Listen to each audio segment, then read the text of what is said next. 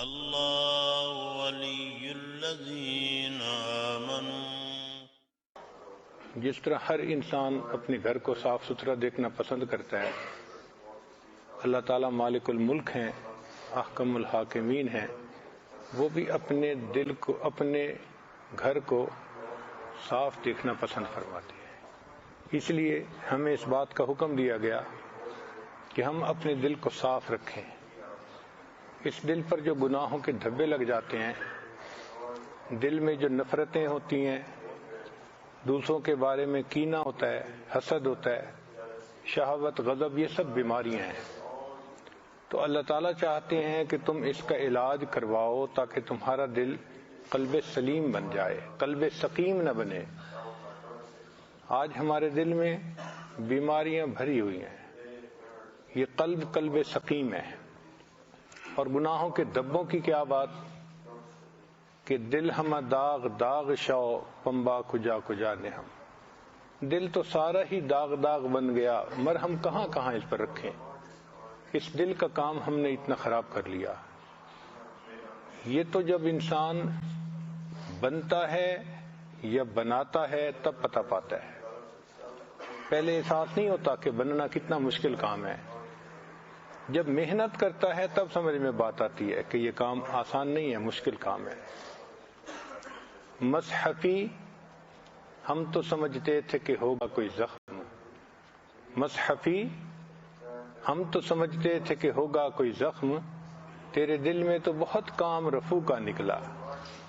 یہ تو جب پیوند کاری شروع کرتے ہیں نا، سمجھ تب لگتی ہے کہ ہم نے دل پہ کہاں کہاں زخم لگا لیے۔ تو اس لیے اس دل کی صفائی کرنا یہ ہمارے اوپر لازم ہے۔ یہاں ایک سوال پیدا ہوتا ہے کہ جب دل اللہ کا گھر ہے، اللہ تعالیٰ خود اپنا گھر کیوں نہیں صاف کروا دیتے؟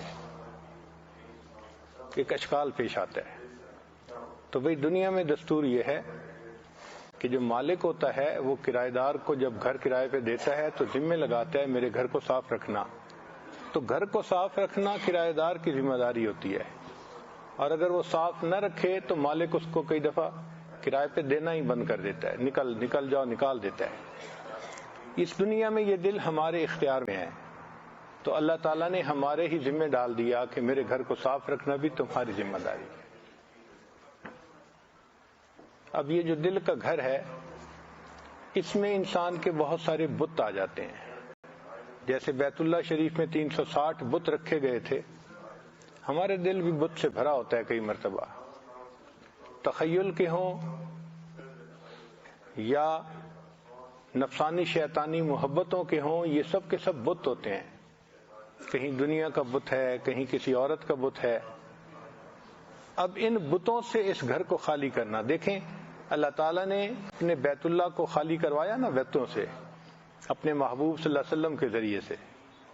ایسی ان کی مدد فرمائی کہ 10 سال کے قلیل عرصے میں ہجرت کے بعد پھر ان کو دوبارہ واپس پہنچا دیا۔ اور نبی علیہ السلام نے فرمایا الحمدللہ وحدہ نصر عبدہ وحدم الاحزاب وحدہ۔ اس ایک اللہ نے سب گروہوں کو شکست عطا فرمائی، اس نے اپنے بندے کی مدد فرمائی۔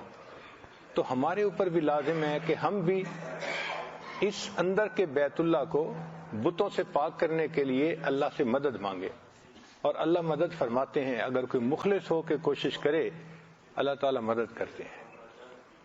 چنانچہ چند کاموں میں اللہ تعالیٰ کی مدد لازمی ہوتی ہے۔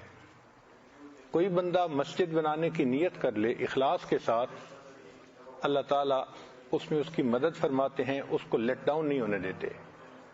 بیٹی کا رشتہ، اگر کوئی نیت کر لے کہ میں نے بیٹی کی شادی کرنی ہے، اسباب بے شک نہ ہوں، اللہ تعالیٰ ہمیشہ بیٹی کو عزتوں سے رخصت کروائیں گے۔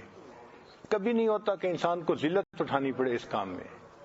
اور تیسرا، جب انسان توبہ کرتا ہے، اس میں اللہ کی مدد لازم ہو جاتی ہے۔ تو ہم اللہ تعالیٰ سے مدد مانگیں اور اپنے اس دل کو صاف کرنے کی محنت کریں، کوشش کریں۔